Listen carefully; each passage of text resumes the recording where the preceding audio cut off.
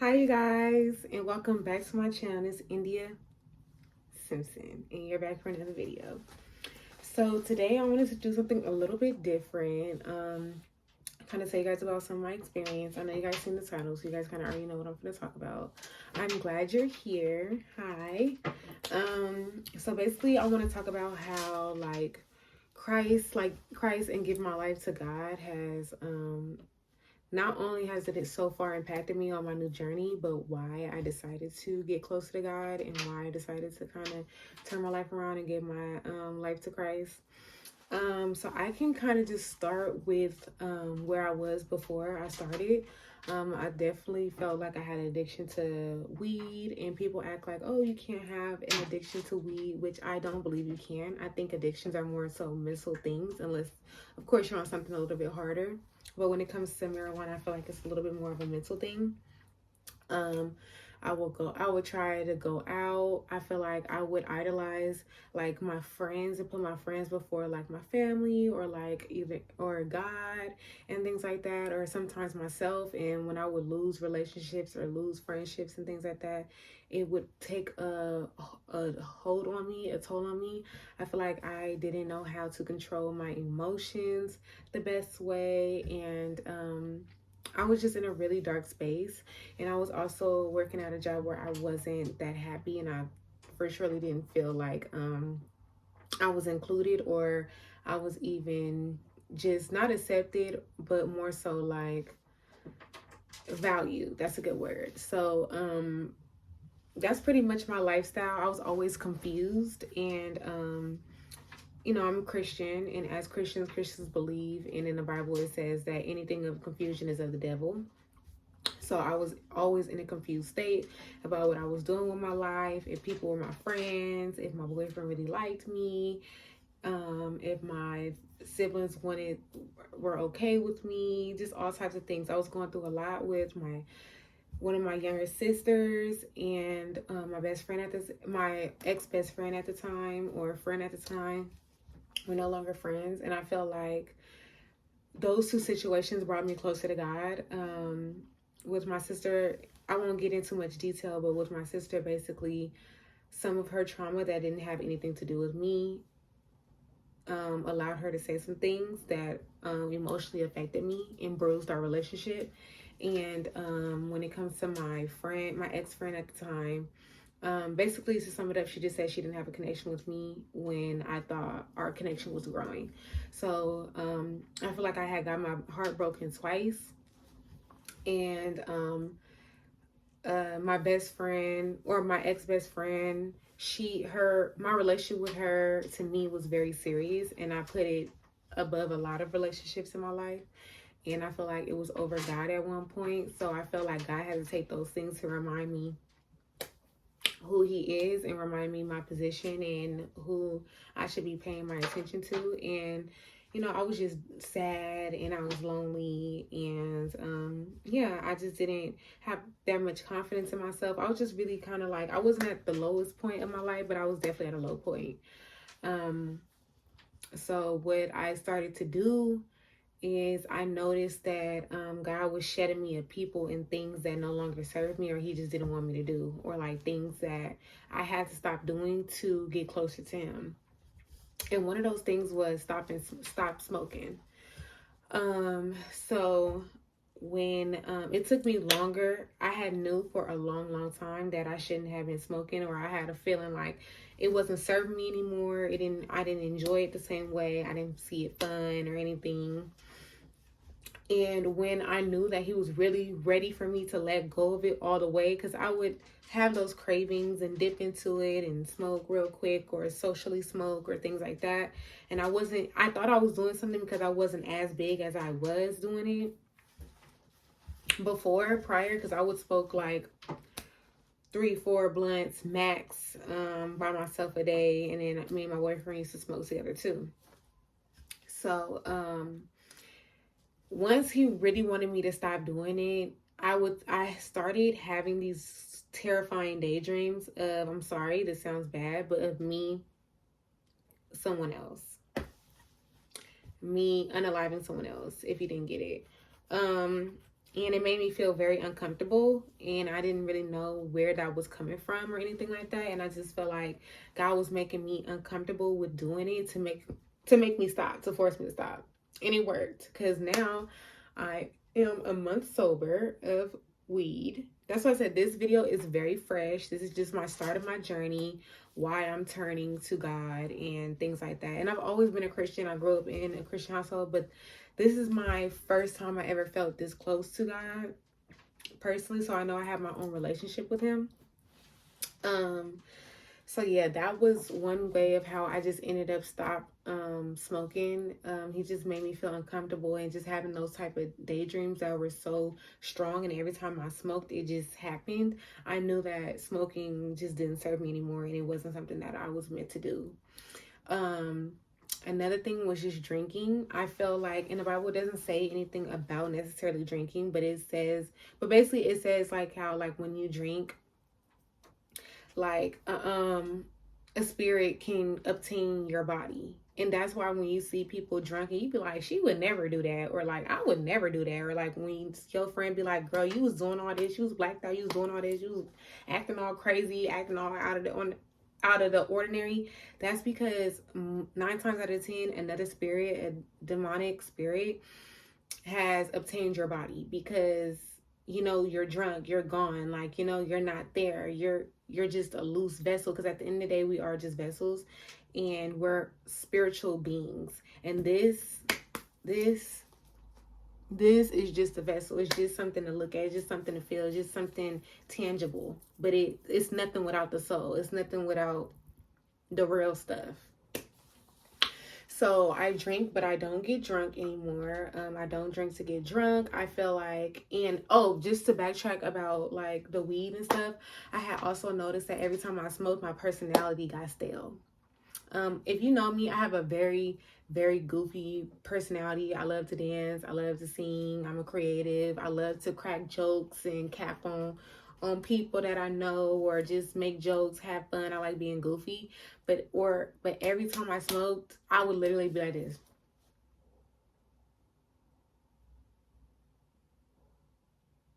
Looking depressed, looking sad, and like even when I wanted to, like, say my favorite song was on and I was high, even if I wanted to sing, I felt like I was too ashamed, too embarrassed, or too sad to smoke. And mind you, I wouldn't even be sad most of the time. Most of the time I'll really be gigging in my head, like really like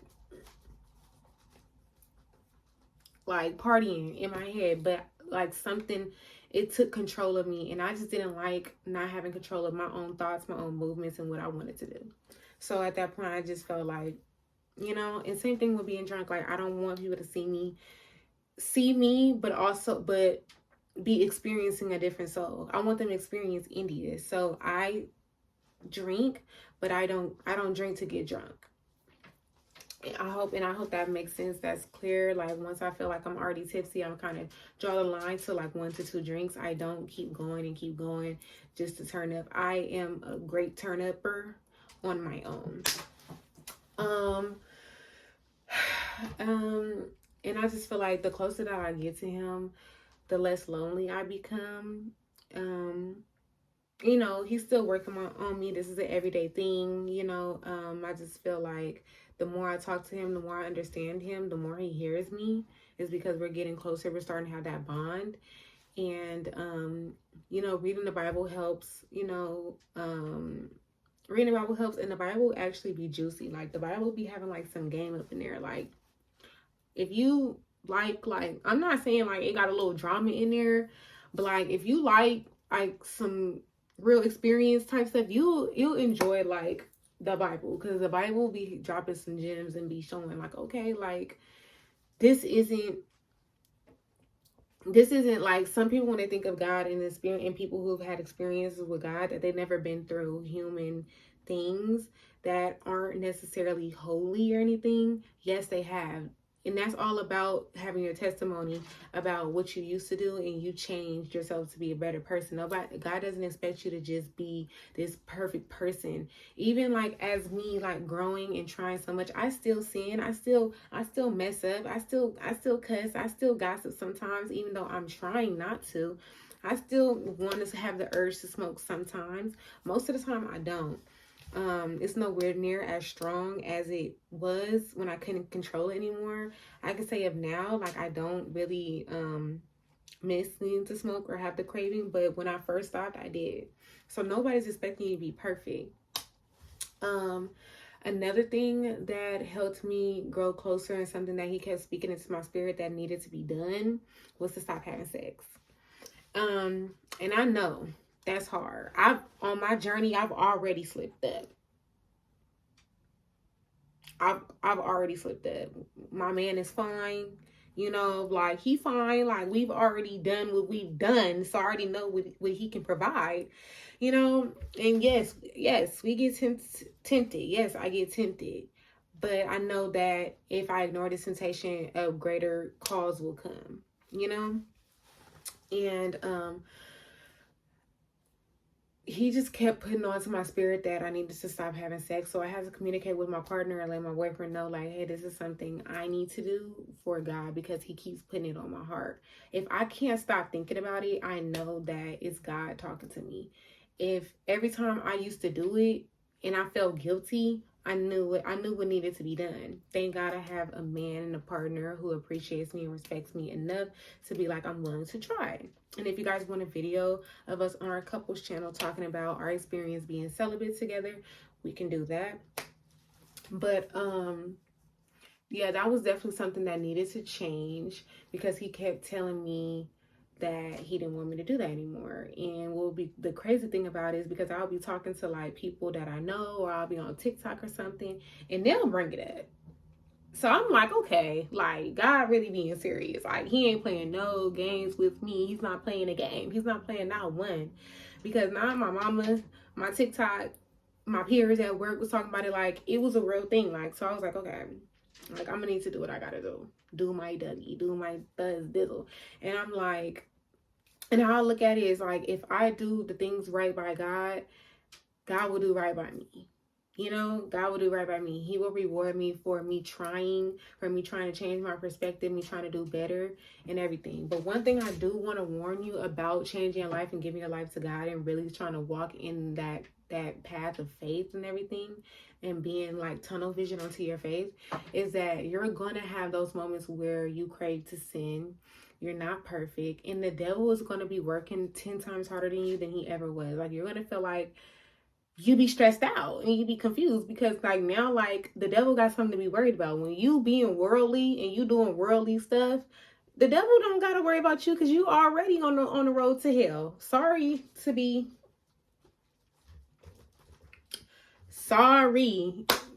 like so upfront, but like why would the devil need to touch you and mess with you if you already putting us walking down the path to hell? He don't need to be trying to guide you and throw obstacles in your way and make it hard and make your relationship difficult and stuff. Because I'm not gonna lie, like life be lifing, but the fact that how life used to life when I didn't have God and how life's now with God is completely different. Like, yeah, I still go through it. Yeah, still times be hard, but I be able to find joy in that. I be able to find joy for real. Like I still be happy. I still be getting up, grateful, going on about my day. I don't be sad about it. Like I really don't be sad. And that be the crazy part. Like when you have God, anything you find joy in. Like any type of sickness, disease, loss, gain, anything is you're gonna find joy in it. But when you don't have God, like when it hurt, it hurt. Okay? When I'm hurt, it hurts. When it hurts, it hurts. Let me tell you, like when it hurts, it hurts. But when you got God, it's like a slap on the wrist. Like, oh, it stinged, but it's gone. Ouch, that hurt. But I'm cool now. Like I ain't even tripping. Like okay, like it was a little pinch. Like all right, whatever. Like a little shot. Like it hurt, but now I'm cool. Like not like I'm continuously walking through sadness. I'm continuously like I'm waking up again unhappy. Like like I can never see how beautiful the world around me is. Like I can't even be happy the fact that I woke up and had air in my lungs. Like the little things. Like And, you know, like those things have really made me turn to God. And the fact that I finally found like a church where I feel like, you know, it's more young people within my church. And I joined the church too. It's called the Rock Church. If you're in the Bay Area, it's called the Rock Church in Antioch. And it's really, really good. The preacher is like super, super dope. And like he is like relatable. He's energetic. He's young. He's springy. You know, he's funny. He cracks jokes. Like, he makes it relatable and he breaks the word down to where you can understand and you can grasp, and he makes sure that you grasp something from the service. Not you sit here, you bored, you trying not to fall asleep, you doing this. Like, no, it's very interactive. Like, he got you getting up, hugging people, talking to people. Like, you know, it's very interactive. If you're young, I feel like you would like it. And I'm telling you, I'm challenging you to come try it out. Period. So these are the reasons why I have how God called me, and I basically listened. I picked up the phone. I said, "Hey, Jesus." "Hey, God." And then he said, "I'm about to come knock on your door." And I said this. "Come on, Jesus, walk through. Do you want something to drink? You know, how you doing? You want something to drink?" "Oh, okay." Like, full blown, brought him in, greeted him in my heart, and was like, "Yeah, let's do this, because I'm rocking with you. I'm on team God. I'm on team go to heaven. You know, I'm on team non-worldly, because anything that's worldly, if you really think about it, is not doing you no justice and not doing you no good.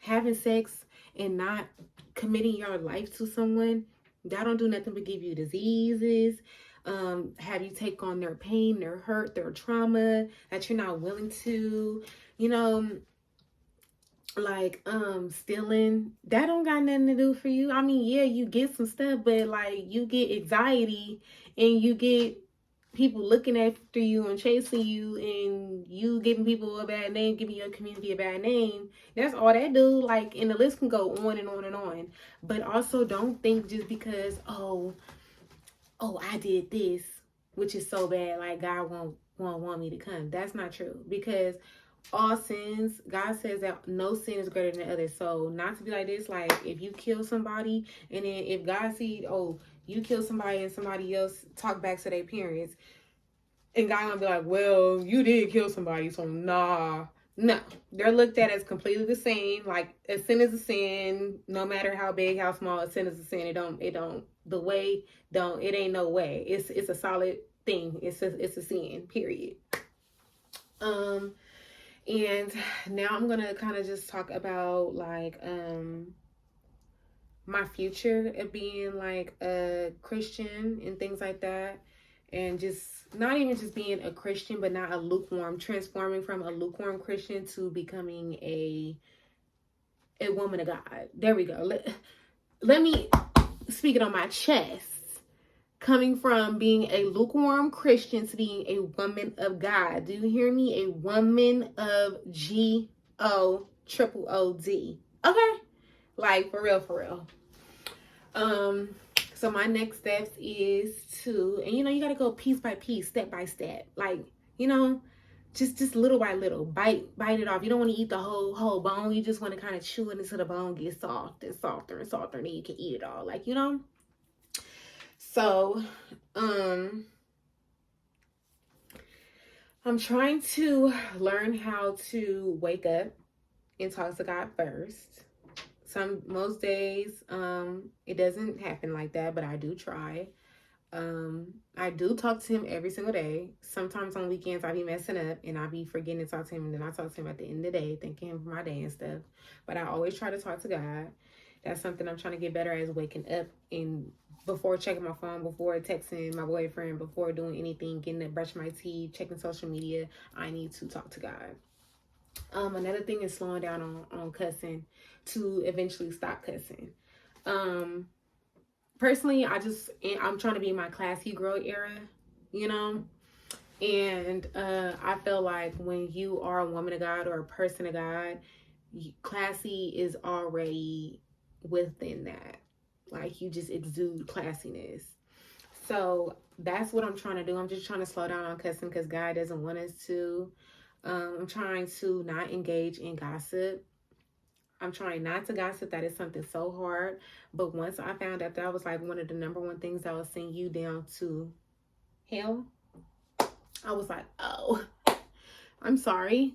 Won't ever do it again. Like, like I'm cool. I'm great. I don't need to do it. I'm trying to not engage in it, not do it, not start it, and not finish it. Like nothing. But I'm not saying that it's gonna happen overnight. It's not gonna happen in the next hour. It may not even happen in 2 months. But I'm trying. I'm definitely trying. So gossiping, cussing, I'm still have being celibate, being abstinence, like just like keeping these legs closed, no masturbating, no nothing. Because when you masturbate, you just having sex with the spirit. I'm about to break it down to you. You're just getting yourself into a spirit. So, and if you think about it, like that's so deep. Like, who really wants to be doing it with a spirit? Like, no, because it may not even be a good spirit.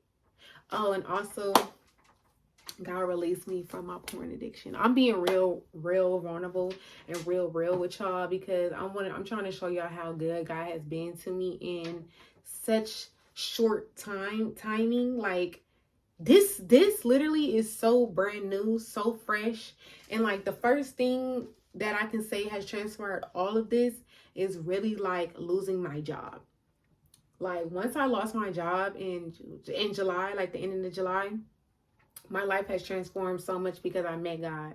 And when I'm telling you all this stuff has changed just because I gave my life to Christ and I moved into a different area in my life, things have been so real. So that's why I'm trying to be as like vulnerable and real with y'all, because I'm trying to let y'all know this is for real. Like when I had a corn addiction, that addiction lasted for a very long time. Like I'm talking about more than a couple years. Let's just say several. And it was something that I was doing 2 times a day. Sometimes I would watch it like I was watching a movie with popcorn and snacks. Like it's for real. So when I say there's things that you don't want to do and you feel uncomfortable doing, and you think you can't stop, you can. If you find God, things that you think would never be able to happen will happen. And if you guys ever want me to go in a little bit more deeper about my experience on any of these topics or anything, please let me know in the comment section, and I'll definitely, get to the nitty-gritty, talk about my experience with these things and how I overcame them and my journey so far going into it and what I see for the future. But as far as my future and my walk with Christ and my walk with God, I'm trying to slow down on gossiping, cussing, just being more classy, and just not being into anything sexual, not just trying to turn the other cheek, turn the other face, look the other way when something sexual presents itself to me. And those are my main focuses as of right now. And I want to thank you guys for listening to me, watching this video and tuning in to some real stuff. I feel like this is one of the deepest things that I've ever talked about on my channel. And I'm trying to learn how to be more vulnerable with you guys and also just like keep going with YouTube and just being my authentic self. Please let me know if you guys want any more videos on this topic or a topic that I've started to talk about that I've let you guys know and want me to know about your experience. And if you're new to Christ, you can do this. It's going to be like so life-changing for you. And just listen when he's talking to you. Just listen. And that sounds so cliche because that was one of the main things that was hard for me. I'm like, how can I listen if I can't hear it? Like, I can't hear. But he'll put it in your mind. He'll put it on your social media. He'll put it in your peers, your family's mouths, and speak it through them. God uses other things to speak to you. You just have to be watching. You have to be willing. I just want to say, don't be team worldly, be team heavenly. And remember, you can do all things through Christ. you can. And if you're in a hard situation right now, always remember that God don't put you through nothing that you can't handle. So if you let it kill you, then you did. But he wouldn't have never put you through it if he knew you couldn't handle it. He knew you couldn't go through it and come out succeeding. So just always think about that if you're in a hard time in life, or you feel down and you feel like no one's around. God is always there with you, right beside you. He's sitting right next to me. What's up, God? He's sitting right next to me in this video. He's right with us. He's in my heart and he's in your heart. And he loves me and he loves you and he loves us. And yeah. Thank you guys for watching my video. I hope you guys tune in. Make sure you like, comment, and subscribe. And yeah, bye.